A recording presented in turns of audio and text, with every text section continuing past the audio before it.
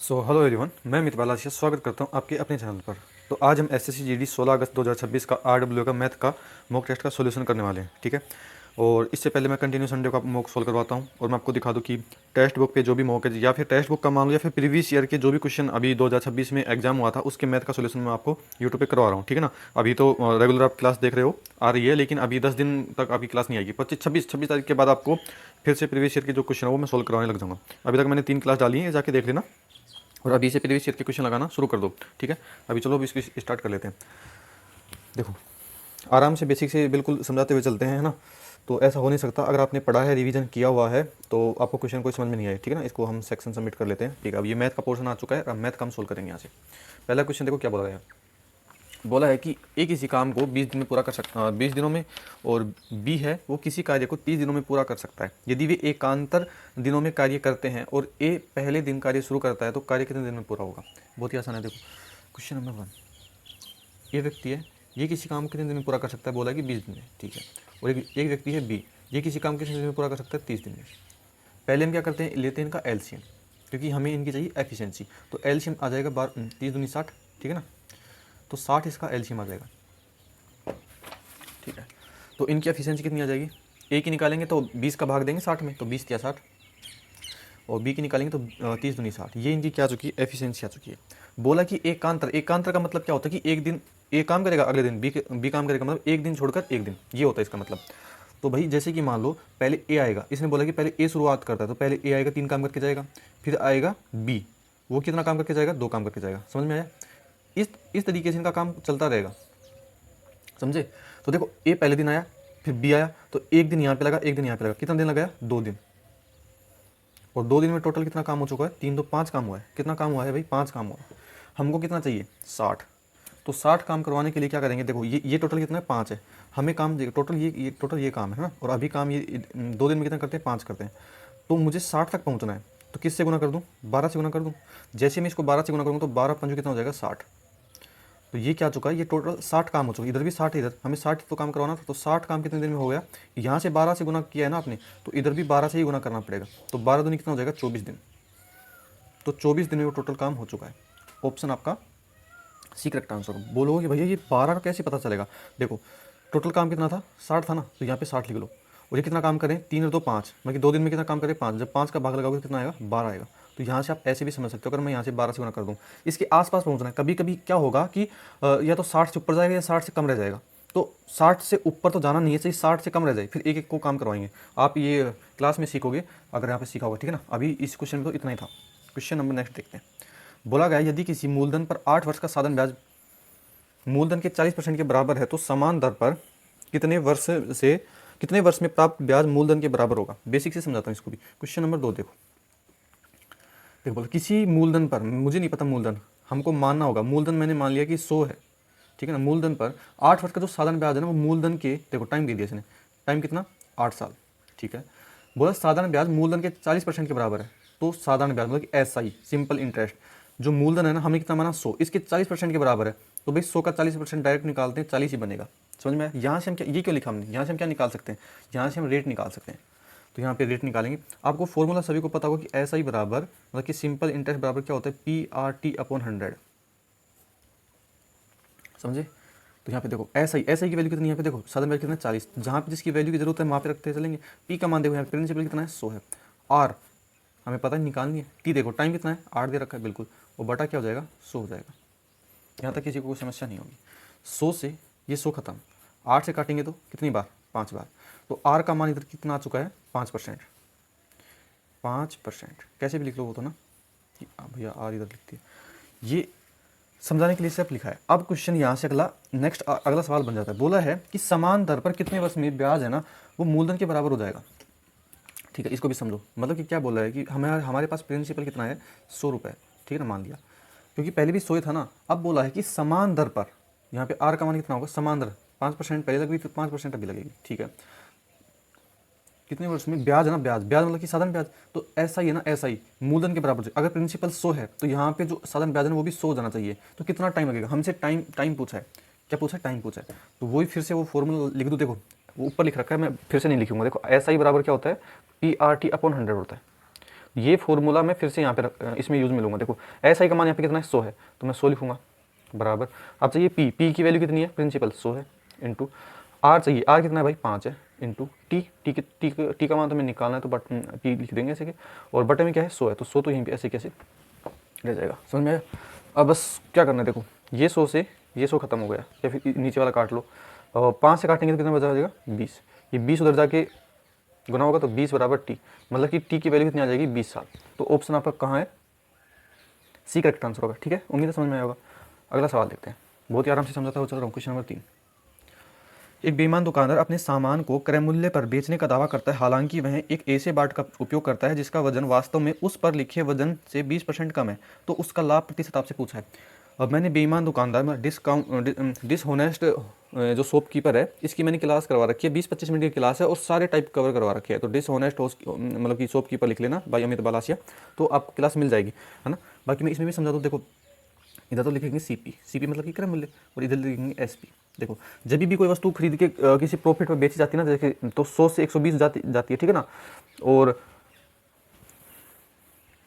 लेकिन एक चीज़ इसमें क्या होता है कि अगर हम जैसे किसी कोई वस्तु है उसका वजन कम देते हैं ना, कम तोलते हैं, बेईमानी करते हैं, तो उसमें थोड़ा उल्टा केस हो जाता है। सेलिंग प्राइस में ज़्यादा मतलब कि जो होती है वैल्यू आएगी, और कॉस्ट प्राइस में कम वैल्यू आएगी। कैसे मैं समझाता हूँ, यहाँ पे देखो वो क्लास करवा रखी है मैंने, वही पर आप देख लेना, ज़्यादा क्लियर हो जाएगा। बाकी आपने अगर क्लास में सीखा होगा तो वहाँ से हो जाएगा।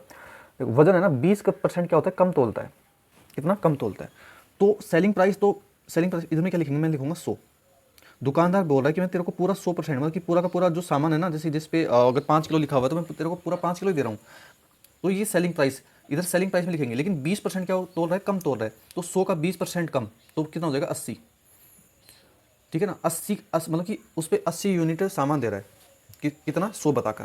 तो इसको ही हल करेंगे। देखो 20 से काटेंगे तो 4 बार में, और 20 से काटेंगे तो 5 बार में। अब देखो 4 की चीज़ को आप 5 में बेचोगे तो कितने का प्रॉफिट कमाओगे, 1 का कितने पर, सीपी पर निकालते ना 4 के रेस्पेक्ट में, कितना आ जाएगा 25% का प्रॉफिट। उम्मीद है समझ में आया होगा। एक बार वो क्लास देख लेना आप, है ना, या फिर इसके 2-3 मेथड हैं, अपने उस हिसाब से कर सकते हो। बाकी रेशियो मेथड सबसे सही है। देखो एक कक्षा में 30 विद्यार्थियों की औसत आयु 12 वर्ष है। यदि शिक्षक की आयु भी सम्मिलित कर ली जाती है तो संपूर्ण समूह की औसत आयु 13 वर्ष हो जाती है। तो शिक्षक की आयु बताओ। देखो या तो एक फॉर्मूला होता है कि न्यू एवरेज बराबर ना, या फिर न्यू बराबर old average plus minus increase या डिक्रीज इनटू टोटल मेंबर। ये लास्ट में टोटल मेंबर है ना, जगह नहीं बची हमारे पास। देखो ओल्ड एवरेज, देखो यहाँ पर शुरू में बोला है ओल्ड एवरेज कि 12 वर्ष, 30 वर्षों की 30 विद्यार्थियों की औसत आयु कितनी है 12 वर्ष, तो ओल्ड एवरेज कितना हो जाएगा 12। मैं और मेथड बता दूंगा।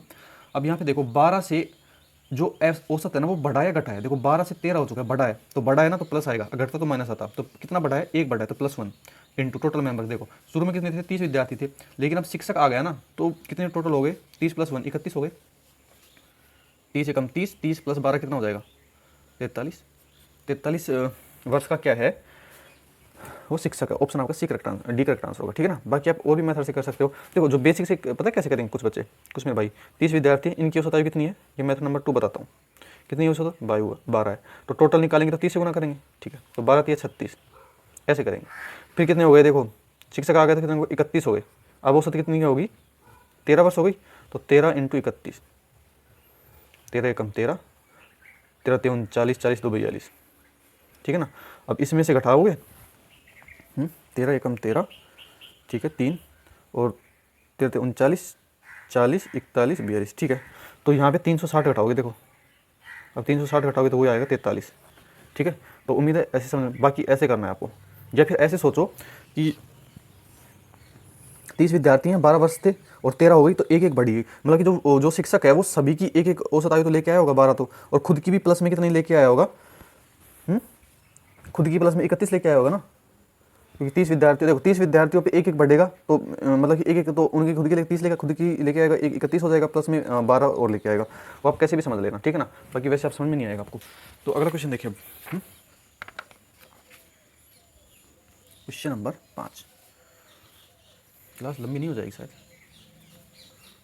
समझाने में टाइम लगा देता ना। देख 2 ट्रेनें हैं, 150 और 200 मीटर की लंबाई की हैं, और क्रमशः 60 किलोमीटर प्रति घंटा और 90 किलोमीटर प्रति घंटा की चाल से गतिमान है। पीछे से आ रही तेज़ वाली जो ट्रेन है वो दूसरी ट्रेन को कितने ट्रेन को पूरी तरह से पार करने में कितना समय लगेगी? देखो टाइम बराबर क्या होता है भाई, डिस्टेंस अपॉन स्पीड होती है। यहाँ पे डिस्टेंस कितनी हो जाएगी 150 प्लस 200, क्योंकि दोनों की जोड़ेंगे ना तो 150 प्लस 200 कितनी हो जाएगी, और 350 मीटर। दोनों ट्रेनों की लंबाई मैंने जोड़ दी है। अब एक की स्पीड है 60 और एक की है 90। यहाँ पे देखो इसने बोला है कि वो एक ही दिशा में जा रही हैं। मैं एक बात बताऊं, एक दिशा में जाती हैं तब उनकी रिलेटिव स्पीड लेते हैं, तो रिलेटिव स्पीड कितनी क्या होती है, एक दिशा में जाती है जब घटती हैं, और अगर वो उल्टी दिशा में जाती हैं तो उनकी रिलेटिव स्पीड क्या होती है, जुड़ती है।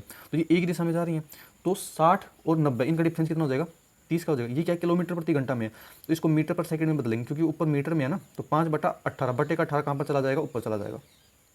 ठीक है, समझ में आया होगा ये चीज़ें। तो काटें, 0 से 0 खत्म, 3 से काटो 6 बार में, 5 से काटो 7 बार में, और 7 से कितना हो जाएगा 42। तो 42 सेकंड में एक दूसरे को पार कर लेंगे। ऑप्शन आपका बी करेक्ट आंसर है। ठीक है, अब अगला सवाल देखें, क्वेश्चन नंबर 6। देखो एक लाइन में आंसर आएगा, मैं समझाने में टाइम लगा देता हूँ, बाकी आप कर सकते हो। धारा की चाल मैंने हमेशा समझाया, मैंने बहुत बार क्वेश्चन करवाए हैं। धारा की चाल आपको 3 दी है, मतलब कि धारा क्या होती है, वाई होती है। वाई का मान आपको 3 दिया है। अगर यहाँ पे नाव होता तो वहाँ पे एक्स की चाल हो जाती। ठीक है, एक नाव धारा के अनुकूल 30 किलोमीटर की दूरी है ना, वो 2 घंटे में तय कर सकती है। देखो नाव धारा के अनुकूल बोला है, तो धारा जब नाव धारा के अनुकूल जाती है तो उसकी स्पीड होती है एक्स प्लस वाई। फिर से सोचना, देखो मैंने क्या बोला, धारा के अनुकूल जाती है तो उसकी स्पीड बोला है, मतलब कि गति एक्स प्लस वाई होती है, लेकिन आपको यहाँ पे गति दे नहीं रखी, तो यहाँ पे निकालो ना। देखो और डिस्टेंस अपॉन टाइम क्या तो है, स्पीड ही तो होता है। तो 30 किलोमीटर 2 घंटे में जाएगी तो कितनी स्पीड होगी उसकी भैया, 15 किलोमीटर प्रति घंटा होगी। ठीक है ना, एक्स प्लस वाई का मान कितना हो गया, 15 किलोमीटर प्रति घंटा। अब एक बात बताओ, आपके पास वाई का मान है, एक्स का मान नहीं निकाल सकते, बिल्कुल निकाल देंगे भैया। देखो एक्स प्लस वाई का मान कितना लेंगे 3, ये किसके बराबर है भाई, 15 के बराबर है। तो एक्स का मान कितना आ जाएगा 12 किलोमीटर प्रति घंटा। यहाँ तक समझ में आया होगा। आगे देखो क्या बोला है, स्थिर जल में नाव को समान 30 किलोमीटर दूरी धारा के प्रतिकूल तय करने में कितना समय लगेगा। देखो टाइम निकालना है, टाइम कैसे निकालोगे, कितनी दूरी, डिस्टेंस अपॉन टाइम बराबर, देखो डिस्टेंस अपॉन स्पीड। तो डिस्टेंस कितनी दे दी इसने, 30 किलोमीटर। बोला है कि धारा के प्रतिकूल स्पीड क्या होगी, x माइनस वाई होगी। देखो मैं लिख देता हूँ फिर से, x माइनस वाई की गति से होगी। ठीक है ना, तो 30 किलोमीटर है, x माइनस वाई, एक्स का मान यहाँ पे कितना है 12 है, y का मान कितना है 3 है। तो 12 में से जब 3 जाएगा तो कितना आएगा, 9 आएगा। ठीक है, इसको काट लें, 2 से 15 बार, 3 है ना, हाँ 3 से 10 बार में, और 3 3 9, तो 10/3 आ जाएगा। तो इसको हल करते हैं। देखो 3 का भाग देंगे तो 3 3 9, 1 बचेगा और बटे में 3 रहेगा। ठीक है ना, ये होगा। तो अगर मैं इसको ऐसे लिख दूँ और 1/3 को मिनट में बदलूँ तो 60 से गुना कर दूंगा, क्योंकि घंटे में, तो 3 दूनी 6 20, तो 3 घंटा 20 मिनट, 3 घंटा और 20 मिनट आपका करेक्ट आंसर हो जाएगा। कहाँ पर है ये, ऑप्शन आपका बी में दिया हुआ है। ठीक है, क्वेश्चन नंबर नेक्स्ट देखो, बोला है 2 संख्याएं हैं 3:5 के अनुपात में, यदि प्रत्येक संख्या में 10 जोड़ दिया जाए तो अनुपात 5:7 हो जाता है। दोनों संख्याओं का योग पूछा है। 5 3 8, 8 का मल्टीपल होगा तो 8 चौक 32, 8 5 40, 2 ऑप्शन आ गए हैं। ठीक है, हमको निकालना पड़ेगा, ऐसे भी देख सकते हो आप, है ना। तो 3:5 है एक। तो अगर मैं इनमें दोनों संख्याओं में, ये अनुपात में अगर x भी मान सकते हो, देखो यहाँ पे x भी लिख सकता हूँ ना, बाकी मैं लिख नहीं रहा हूँ। तो इन दोनों संख्याओं में 10 10 जोड़ दिया जाए तो बोला है अनुपात कितना हो जाता है, 5:7 हो जाता है। यहाँ तक समस्या नहीं होगी, है ना। देखो ये है रेशियो में और ये है रियल वैल्यू। मुझे बताओ, अगर पहले संख्या 5 थी और अब 7 यूनिट हो चुकी है, कितना यूनिट जोड़ा यहाँ पे 2 यूनिट जोड़ा। ठीक है ना, इधर भी देख लो 3 यूनिट था पहले, अब कितना हो चुका है 5 यूनिट हो चुका है। तो यहाँ पे कितना यूनिट जोड़ा, यहाँ पे भी 2 यूनिट जोड़ा। समझ गए। अगर यहाँ पे डिफरेंस, अब देखो यहाँ पे डिफरेंस सेम आ गया, अगर यहाँ पे डिफरेंस सेम नहीं आता तो हम डिफरेंस सेम कर लेते, वो आप क्लास में सीखना। ठीक है ना, आप वरना वीडियो लंबी हो जाएगी। इनका डिफरेंस लेके वहाँ पे गुना करते हैं। देखो तो 2 यूनिट जोड़ा, लेकिन आपने क्वेश्चन में बोला कि हमने तो 10 जोड़ा है। इसका मतलब क्या होता है, इसका मतलब ये होता है 2 यूनिट की वैल्यू कितनी है भाई, 10 है।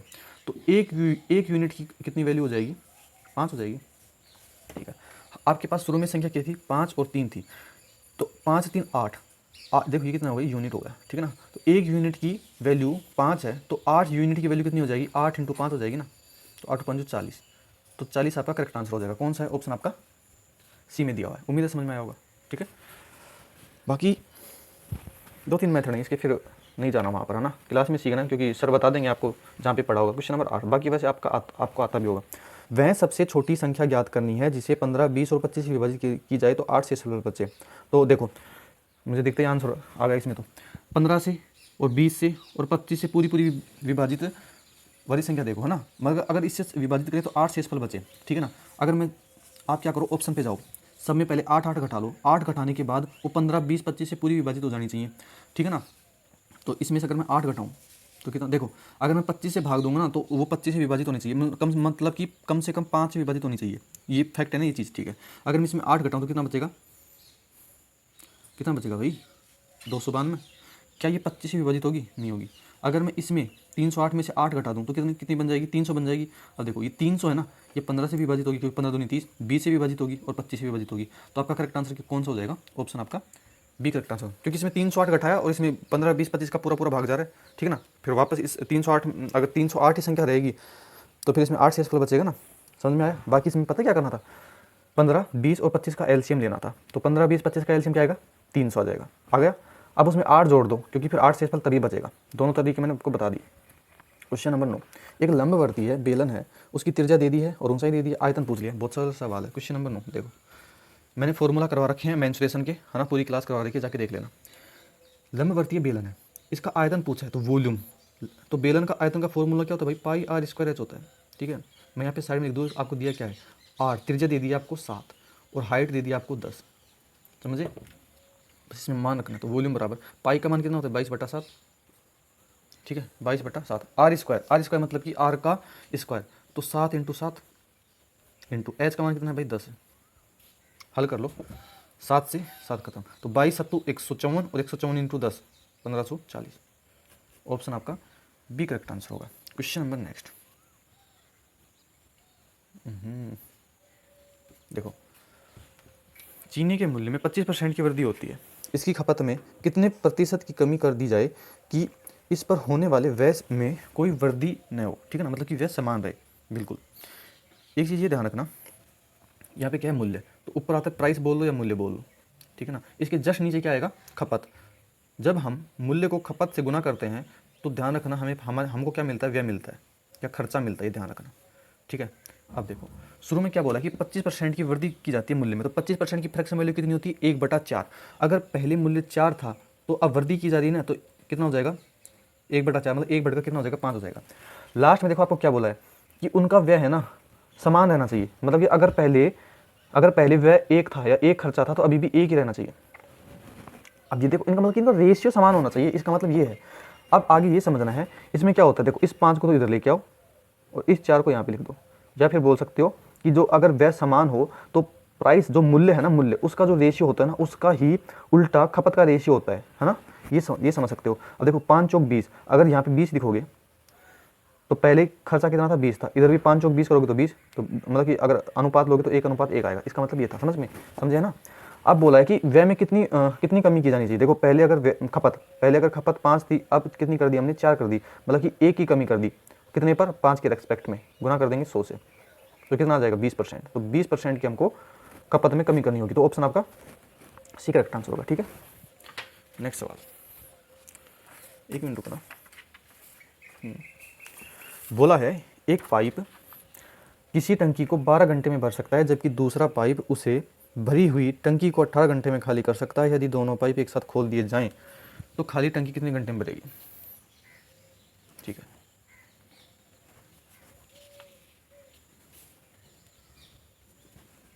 देखो किसी टंकी को 12 घंटे में, एक पाइप है, मैंने मान लिया कोई ए नाम का कोई पाइप मान लिया, वो कितने में भर रहा है, 12 घंटे में भर रहा है, ठीक है।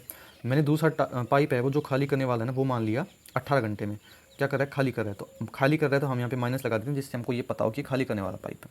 हम इनका एलसीएम लेंगे पहले तो, ठीक है। तो कितना आ जाएगा 36, क्योंकि 36 में दोनों को भाग जाएगा ना, ठीक है। तो 12 या 36 और 18 दूनी 36, ये खाली करने वाला पाइप है तो यहाँ पे माइनस लगा देता हूँ, समझ में आया, ठीक है। देखो अगर हम दोनों पाइपों को एक साथ खोलें तो 3 यूनिट पानी डलेगा और 2 यूनिट पानी निकल जाएगा, तो फाइनली देखो 3 डला 2 निकला, तो फाइनली 1 यूनिट ही पानी टंकी में जाएगा, ठीक है ना।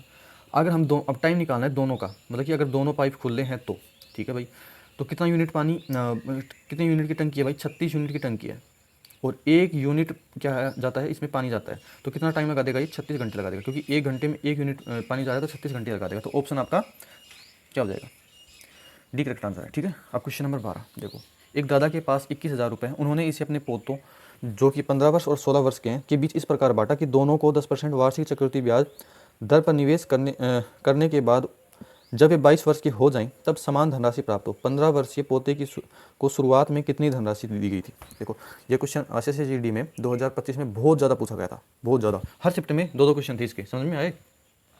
और ये मैंने शॉर्ट्स में भी करवा रखा है, जो यूट्यूब शॉर्ट्स है उसमें भी करवा रखा है ये क्वेश्चन, और जब जितने भी मॉक आए थे उसमें आए थे क्वेश्चन, उसमें भी करवा रखा है ना। बाकी आप यूट्यूब पे सीखा होगा तो समझ में आ जाएगा आपको। बाकी मैं आपको जैसे पहले बता रखा था तो मैं वहाँ पे समझा देता हूँ आपको। 21,000 रुपये किसके पास, दादा के पास। उसके 2 पोते 15 वर्ष और 16 वर्ष का। देखो इसके 2 पोते हैं, एक तो है 15 ईयर्स का और एक है 16 साल का। समझ में आया। बोला कि जब दोनों 22 साल के हो जाएंगे ना, देखो ये दोनों 22 साल के हो जाएंगे, 22 ईयर्स के, तो इनको क्या होगा कि समान धनराशि प्राप्त होगी। पहले आप इनका डिफरेंस देखो, ये 15 साल का है तो 22 साल का जब होगा कितने साल में जाके होगा, ये 7 साल में जाके होगा, ठीक है ना, ये 7 साल में जाके होगा। और ये कितने साल में जाके होगा, 16, और ये 6 साल में हो जाएगा। बिल्कुल कि भैया समझ गए। रेट कितनी है, 10% की रेट है। 10% की फ्रैक्शन वैल्यू कितनी होती है, 1/10। मतलब कि राशि है वो 10 से कितने में 11, इस अनुपात में बढ़ेगी, ध्यान रखना। अब आपके पास टोटल पैसे क्या है, टोटल पैसे कितने हैं, 21,000। 21,000 तो है, बिल्कुल 21,000 बटा किस, देखो इस अनुपात में बांटना है तो 10 + 11 कितना हो जाएगा, 21/21 हो जाएगा इनटू। अब बस मेन चीज़ यहीं पे है, ये सीखने की चीज़ है क्या, कि किससे गुना करें, 10 से गुना करना है, 11 से गुना करना है, ये समझो। किसका पूछा है पहले ये देखो, 15 वर्षीय पूछा है, तो 15 वर्षीय इसका पूछा है, समझ में आया। इसका पूछा है, बिल्कुल पूछा है, इसका पूछा है। तो यहाँ पे देखो इसका टाइम देखो, इसका टाइम देखो, इन दोनों के टाइम में हमको इसका निकालना है ना, 15 वाले साल का, तो इस पर फोकस करना है। तो ये कंपेयर देखना है कि इन दोनों में ये कम है ज़्यादा टाइम है। तो देखो ये तो 6 तो कम है और ये 6 से ज़्यादा है, तो ये क्या है, ज़्यादा टाइम है। अगर ज़्यादा टाइम है तो यहाँ पे कम राशि देंगे इसको। तो इसमें देखो अगर यहाँ पे ज़्यादा टाइम है तो इन दोनों में कम देखना है, तो कम कौन सा है, 10 वाला है, तो यहाँ पे 10 से गुना कर देंगे। समझ में आया। मतलब जिसका ज़्यादा टाइम होता है उसको कम से गुना करना है, कम पैसा देंगे। और जिसका कम समय होता है, अगर इसका 16 वर्ष का पूछा तो इसको क्या है, इससे कम समय है, तो कम समय है तो इसको ज़्यादा रुपए देते, इसको 11 से गुना करते। उम्मीद है थोड़ा सा समझ में आएगा आपको। 3-4 क्वेश्चन अगर प्रैक्टिस किया हुआ है तो आ जाएगा। देखो 21 से 21 खत्म, ठीक है, तो कितना हो जाएगा, 10,000। ऑप्शन आपका बी दिया हुआ है, ठीक है ना। आराम से कई देर तक समझा है, बाकी समझ में आना चाहिए। क्वेश्चन नंबर देखो अब 13, थोड़ा फास्ट कर ले वरना वीडियो लंबी हो जाएगी। देखो 600 मीटर लंबी एक वर्ताकार ट्रैक है, उस पर ए चक्कर 2 मिनट में लगाता है, बी 3 मिनट में पूरा करता है। वे एक ही बिंदु से एक ही समय पर विपरीत दिशाओं में दौड़ना शुरू करते हैं, तो वे पहली बार कितने समय में मिलेंगे। देखो ये उसी टाइप का क्वेश्चन है जो भी पहले किए थे, कि जब देखो जैसे कि सर्कल है, यहाँ से जैसे कि शुरू किया ए इधर गया मान लो, और बी है ना वो उल्टा जा रहा है ना, शायद उल्टा जा रहे हैं ना, हाँ विपरीत दिशा में जा रहे हैं। तो बोल रहा है कि जब ये चक्कर लगाएंगे ना, तो देखो ये कहीं पे चल रहा है, तो ये शुरुआती बिंदु में एक साथ कब मिलेंगे, वे पहली बार कब मिलेंगे, है ना। तो वे पहली बार कितने समय बाद मिलेंगे, ठीक है। कहीं पे भी मिलेंगे, मतलब कहीं पे भी मिले, वो पहली बार कब मिलेंगे, ठीक है। इसका मतलब ये है। तो टाइम बराबर क्या होता है भाई, डिस्टेंस अपॉन रिलेटिव स्पीड, या स्पीड बोलो या रिलेटिव स्पीड बोल लो, ठीक है ना। क्योंकि भाई ये सर्कल में है ना, या फिर एक साथ ट्रेन हो तो उसमें भी रिलेटिव स्पीड का कॉन्सेप्ट लगता है। तो हमको पहले क्या करेंगे, स्पीड निकालनी पड़ेगी। देखो एक स्पीड में कैसे निकाल सकता हूँ, डिस्टेंस 600 मीटर की है और ये कितना टाइम लगा रहा है, 2 मिनट। तो 2 मिनट को सेकंड में बदल दूँ तो 60 से गुना कर दूंगा, क्योंकि भाई सेकंड होगा, मीटर पर सेकंड हो गया, बिल्कुल हो गया। तो 60 से काटेंगे तो 10 बार में, 2 से काटेंगे तो 5 बार में, तो ए की जो स्पीड है वो आ गई 5 मीटर पर सेकंड। इसी प्रकार से हम बी की स्पीड निकालेंगे, तो बी की स्पीड निकालो, 600 मीटर चल रहा है, 3 मिनट लगा रहा है, तो 3 × 60 कर दूंगा, बिल्कुल। तो इससे काटेंगे तो कितने बार, 10 बार में, तो 10/3 मीटर पर सेकंड आ गई इसकी भी, ठीक है। अब इसको हल कर लेते हैं बस। तो टाइम बराबर डिस्टेंस कितनी है भाई, 600 मीटर का ट्रैक है, लंबा वर्ताकार है ना, 600 मीटर लंबा वर्ताकार ट्रैक है, ठीक है। रिलेटिव स्पीड, देखो ये विपरीत दिशा में जा रहे हैं तो स्पीड जुड़ेगी, तो 5 + 10 + 3, 5 + 10/3 ये हो जाएगा 600 बटा 5 × 15 = 10, 25, 25/3, बट्टे का 3 कहाँ पर चला जाएगा, ऊपर चला जाएगा, बिल्कुल। तो 25 दूनी 50 और 25 चौक 100, 24 कितना हो जाएगा, 72। तो 72 सेकंड बाद वो पहली बार मिल जाएंगे। तो ऑप्शन आपका सी करेक्ट आंसर होगा, ठीक है। क्वेश्चन नंबर 14, टी का मान आपसे पूछा है, तो टी बराबर, देखो मैं पहले ब्रैकेट को जोड़ लूँ, तो 93 + 15 कितना हो जाएगा, देखो 5 3 8 और 9 1 10, 110 हो गया, ठीक है। बीच में भाग, तो पहले ब्रैकेट हल होता है, तो 3 चौक 12 माइनस और 24 + 8, ये हल करते हैं। 12 नाम कितना होगा, 108, ठीक है ना, माइनस का 24 + का 8, 8 8 16 1 17 माइनस का 24, 17 माइनस का 24 कितना हो जाएगा, माइनस का 7 आपका करेक्ट आंसर होगा। कहाँ पर है, ऑप्शन आपका बी में दिया हुआ है। क्वेश्चन नंबर 15, फटाफट देखते हैं। 20 और 15% की 2 क्रमिक छूट किसके तुल्य एकल छूट है। इसका फॉर्मूला क्या होता है भाई, ए प्लस बी माइनस ए इंटू बी अपॉन 100। ए का मान यहाँ पे 20 ले लो, बी का मान यहाँ पे 15 ले लो, ठीक है। तो हम यहाँ पर लें, एक मिनट रुकना, देखो 20 प्लस 15 कितना हो जाएगा 35, माइनस 20 इंटू 15 बटा 100। 20 से काटेंगे तो 5 बार में, 5 से काटोगे तो 3 बार में, तो 35 माइनस 3 कितना हो जाएगा 32%। कहाँ पर ऑप्शन आपका बी में दिया हुआ है, ठीक है। पेज चेंज कर लेते हैं। 150 रुपये प्रति किलो वाले चावल को 200 रुपये प्रति किलो वाले चावल के साथ किस अनुपात में मिलाया जाए ताकि 170 रुपये प्रति किलोग्राम मूल्य का मिश्रण प्राप्त हो। देखो इसमें क्या है, एलिगेशन लगाना है। कितना है 150 रुपये प्रति किलो वाले, और इधर है 200 रुपये प्रति किलो वाले। इन दोनों चावलों को किस अनुपात में मिला जाना चाहिए कि इन दोनों का जो मूल्य है ना वो कितना हो जाए 170 रुपये, वो एवरेज है ना, तो उसको हमको बीच में लिखना होता है, ठीक है ना। तो इधर से ऐसे घटाएंगे, ये होता है एलिगेशन। इसमें उल्टा होता है, देखो इसमें हमेशा इस साइड से घटेगा, मतलब कि 150 और 70 ये कहाँ पर आएगा, इन दोनों का डिफरेंस यहाँ पर आएगा, यहाँ पर। तो 170 में से 150 आएगा, कितना आएगा 20 आएगा।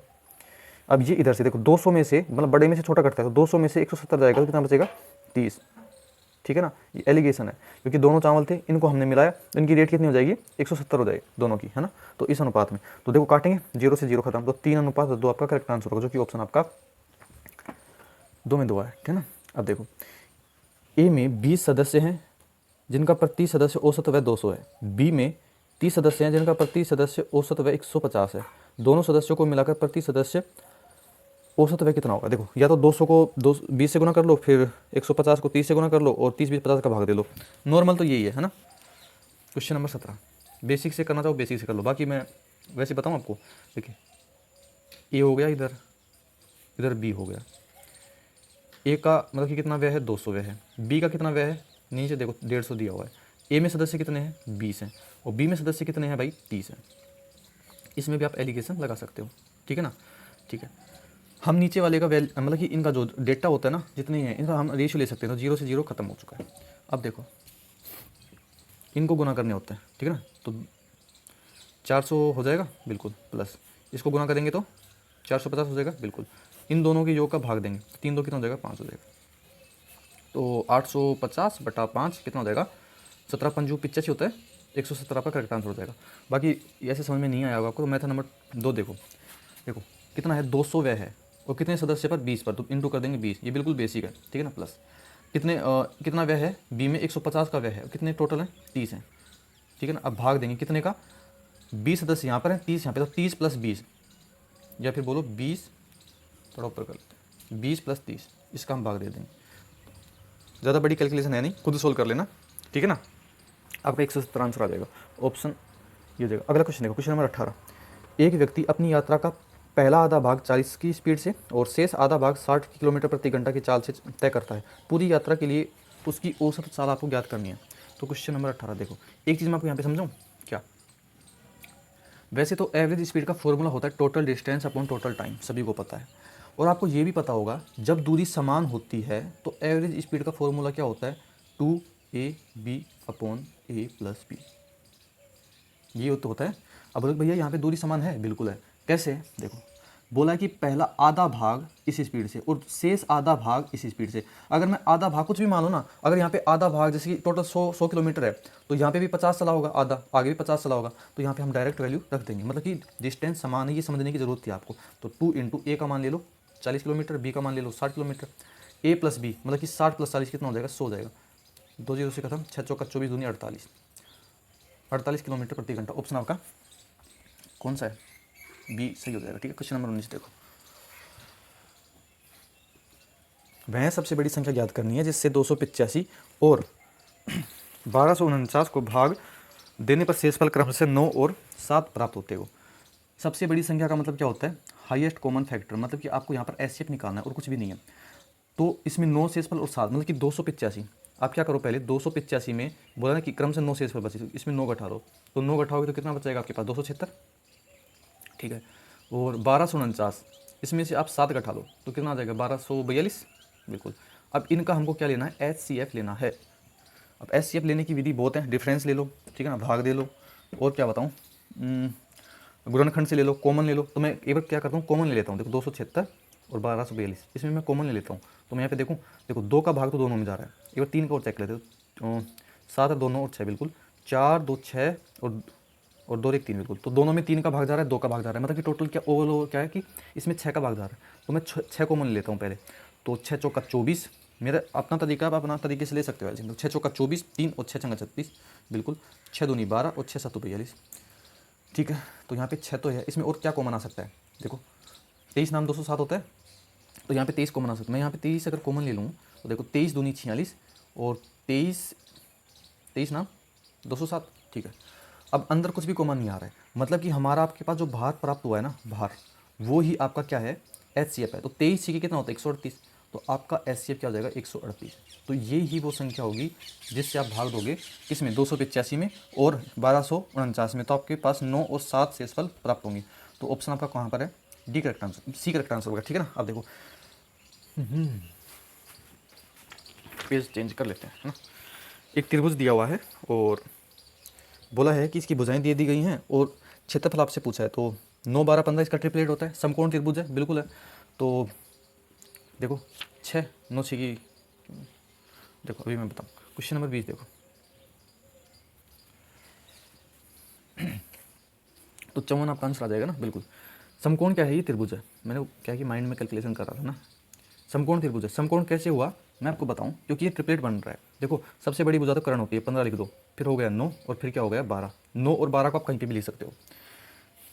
ट्रिपलेट देखो कैसे, अगर मैं इसको हल्का हल्का देखो, अगर मैं इसको 3 से काटूँ तो 3 3 9, अगर मैं 3 से काटूँ तो 3 चौक 12, और अगर मैं इसको 3 से काटूँ तो कितना हो जाएगा 3 5 15। तो 3 4 5 का ट्रिपलेट होता है कि बिल्कुल भैया होता है ना। 12 15 17 का ट्रिपलेट होता है, ये समकोण त्रिभुज में होते हैं। कैसे, अगर आपको ट्रिपलेट नहीं भी आता तो कैसे कैसे चेक करोगे, कैसे चेक करोगे कि 15 का स्क्वायर है ना, 15 का स्क्वायर 225 होता है, ये 9 के स्क्वायर प्लस 12 के स्क्वायर इनके बराबर होना चाहिए, जो कि 225 आएगा।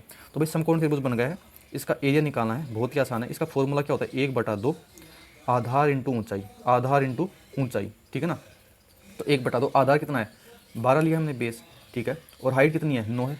इसको हल करोगे 2 से काटोगे तो 6 बार में 9 छिकी 54 सेंटीमीटर स्क्वायर आपका क्या आ जाएगा, एरिया आ जाएगा। तो उम्मीद है क्लास आपको अच्छी लगी होगी, समझ में आया होगा। चमन, हाँ इसको सबमिट और कर लेते हैं ना आपके आगे, सबमिट टेस्ट। ठीक है, तो उम्मीद आपको समझ में आया होगा क्लास। और कोई क्वेश्चन नहीं समझ में आता है तो एक बार आप लाइब्रेरी में कहीं पे बैठे हो वहाँ से पूछ लिया करो, अपने आसपास पूछ लिया करो। देखो 20 क्वेश्चन किए थे, 20 के 20 सही हैं। तो और आराम से बेसिक से समझाया सब कुछ। और फिर भी कोई क्वेश्चन नहीं आता कमेंट कर देना, मैं बता दूंगा। ठीक है, फिर मिलते हैं अगली वीडियो में, तब तक के लिए धन्यवाद।